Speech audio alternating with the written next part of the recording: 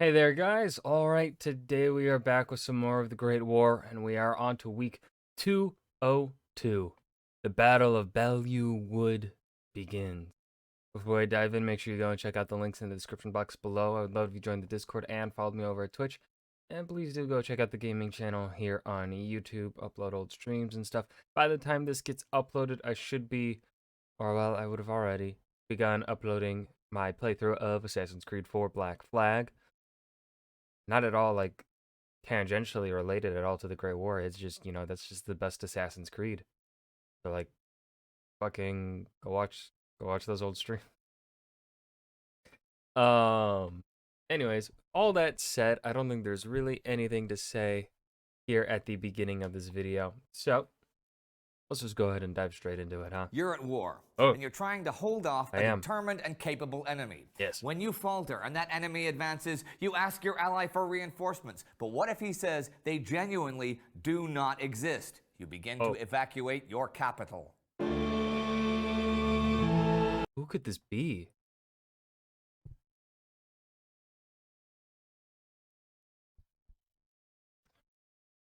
Would this be the French? Did they start evacuating Paris? I don't think they did. I never heard of that.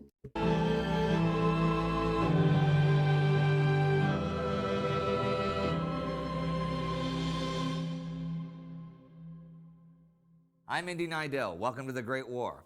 Last week, the Germans launched the Third Battle of the Aisne and made such huge gains that they were now just 50 miles from Paris. Greek and French forces attacked the Bulgarians at Skra de Lagan, and two big battles were fought between the Ottomans and the Armenians in the Caucasus, even as Armenia, Georgia, and Azerbaijan declared themselves independent nations. There was turmoil in that region this week.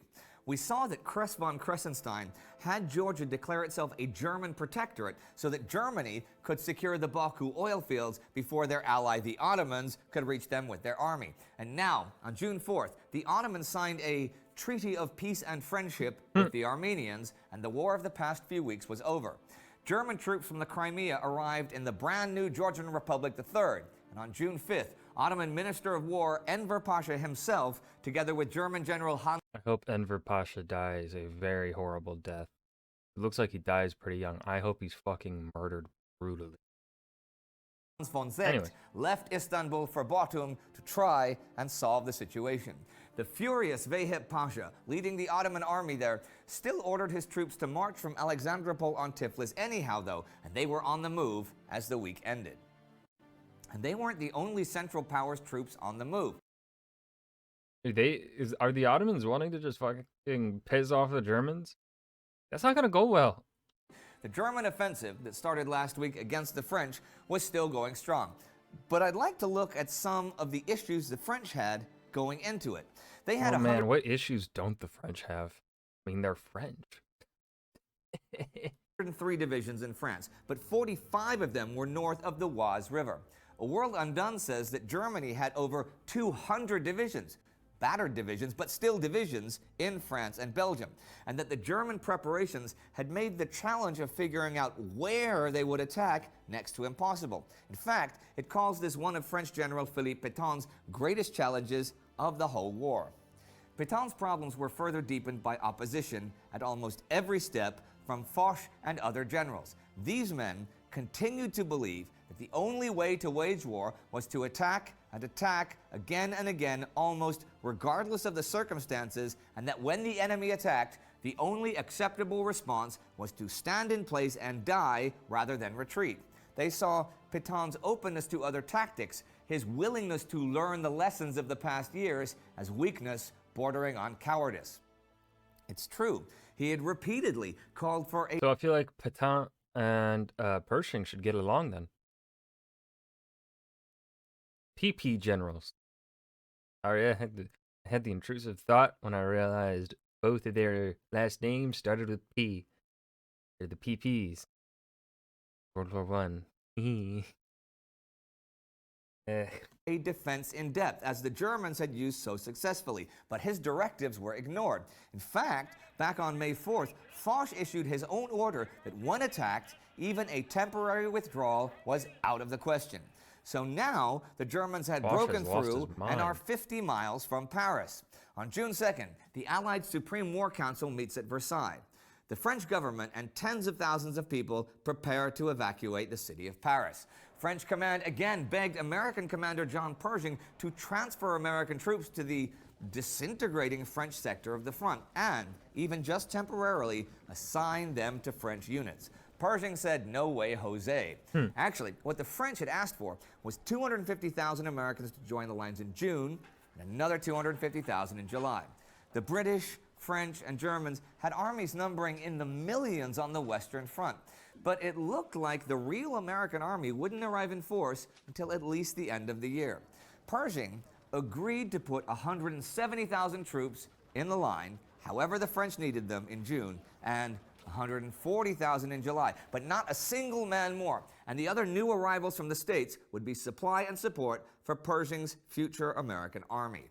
The Allied leaders were in agreement that Soissons and Rheims were the western and eastern keys to preventing the salient the German advance was creating from opening wider. Rheims held fast, but the Germans were already in Soissons, so the Allies had to now hold the wooded plateau just beyond Soissons. And what about the French reserves? Well, Foch did not really believe this offensive was being done to take Paris. He thought it was to drain Flanders of reserves for a new attack up there. So he refused to send reserves south. He was right. As for the Germans, by now they had taken all of their objectives and tons of supplies. So what to do now? Push ahead at Soissons, where the attacks had been a success, or keep trying to take Rheims, where they had not, or push ahead to Paris in spite of the danger that their salient posed, or call the whole thing off, since the Allies were not moving troops down from Flanders, which was the whole idea behind this offensive. As an objective whole, it was a failure. The German High Command decided to press on. It did look on paper like things were truly falling apart for the Allies, and French General Franchet d'Esperey, aka Desperate Frankie, ordered the French Fifth Army to abandon Rheims. However, the commander there disobeyed orders and remained and stopped the Germans. They would try further attacks there, but they would fail. Also, June 3rd, the Germans crossed the Marne using enormous ladders, which they telescoped and then laid across the river. It was clever, and the ladders were wide enough for two men to cross side by side, and they established a machine gun bridgehead. But two American divisions were now at Chateau Thierry, under 10 kilometers away, and they attacked the bridgehead together with French colonial troops. The Germans were forced to swim or row boats back across the river. That same day, the Americans engaged the Germans at Belleau Wood. And the next day, and the rest of the week, they would spend the next 3 weeks fighting to try and take the wood and block one of the German avenues towards Paris. Fighting was especially heavy the 6th. A morning assault west of the wood captured Hill 142, and a later attack captured Bourèche, but at a cost of 1,087 casualties. That day was also notable for Gunnery Sergeant Dan Daly crossing a wheat field under German machine gun fire, famously yelling to his men, "Come on, you sons of bitches, you want to live forever?" The Third Battle of the Aisne officially ended that day, with casualties of around 130,000 for both sides. The German casualties... The only time I'm patriotic is when we're, like, you know, going up against, like, the British and French, and, you know, when you got the British and French next to you, it's the only time. The only time. Though, were mainly from assault divisions, and those were becoming more and more difficult to replace. German Quartermaster General Erich Ludendorff was now hastily planning to launch yet another offensive next week, beyond Soissons to the first two didn't work, you know, the third one, it should. To the west. The French knew this because on the 3rd, they cracked a German radio code and learned the plans. They knew just what was coming and where. Dun, dun, dun. Another German secret was revealed this week. On June 2nd, the Swedish socialist newspaper Politiken published a secret convention between Germany and Finland. The Finnish government was to pass in the Finnish Diet the establishment of a monarchy under a German dynasty. The Finnish army would be under German leadership. Åland would be used as a German naval base, and Finnish Arctic territory would be used for German commercial shipping. And here are some notes to end the week. On June 2nd, a German pilot named Hermann Göring was awarded the Pour le Mérite, Never heard of him. Germany's highest military honor. On the 3rd, Britain, France, and Italy announced full support for Polish, Czech, and Yugoslav statehood, and independent Poland, with access to the sea, is now a condition of peace. On the 4th, the Taryba, the Lithuanian Council, votes to invite the Duke of Württemberg to take the Lithuanian throne. And that was the week. Okay. Ottoman troops advancing, even though their war with Armenia is officially... Hold on. I want to look at that Duke of Württemberg's. Every single person in this photo, it doesn't look like they took the photo together. This looks like these are all, like every single member of the family here. These are all pictures from a different photo, and then they're all superimposed, photoshopped, cropped, whatever, onto this background. The Duke here is the only one that looks like he was actually in this back, maybe. Oh, even him kind of looks like he's out of place here.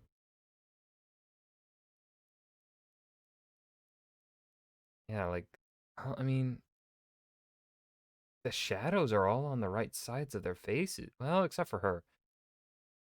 The shadow, well, oh, this has to be, yeah, these have to be different. And that was the week. Ottoman troops advancing, even though their war with Armenia is officially over. German troops being halted, but planning another advance almost immediately, and steps toward possible German leadership of Finland and Lithuania. I'm going to do something different today. I'm going to end with 3 quotes about this week's situation on the Western Front. The first 2 I found in Martin Gilbert's The First World War. French Prime Minister Georges Clemenceau said, "I shall fight before Paris. I shall fight in Paris. I shall fight behind Paris for the ultimate success that is within our grasp, that we are on the very eve of grasping." However, Maurice Hankey, secretary to the British War Cabinet, did not share that optimism and wrote in his diary that same day, "I do not like the outlook. The Germans are fighting better than the Allies, and I cannot exclude the possibility of disaster." And concerning the German situation, G.J. Meyer wrote in A World Undone, "Once again, losing sight of what he had originally intended, Ludendorff ordered 7 of the divisions being saved for Flanders to be brought south to join in the attack. He was like a roulette player trying to recoup his losses by putting chips on more and more numbers. Thing is, sometimes those numbers come up." If you'd like to learn more about the evolution of French infantry tactics, you can click right here for our special episode. And that was the battle of Belleau Wood begin. The Great War, week 202. Oh man, just a few more months, y'all, and we'll be done with this series. With all that said, I don't think there's anything else. This was an okay. This was a good episode. I really enjoyed it. I think it was really well paced. They're just, again, this is like most of these like most of these Great War weeks. There really isn't going to be anything to add on because he's just kind of stating things. There's really not much to expand from it. So yeah. With that said, I hope you guys enjoyed. Remember to hit that like button and subscribe for more. And I will see you guys in the next video. Peace.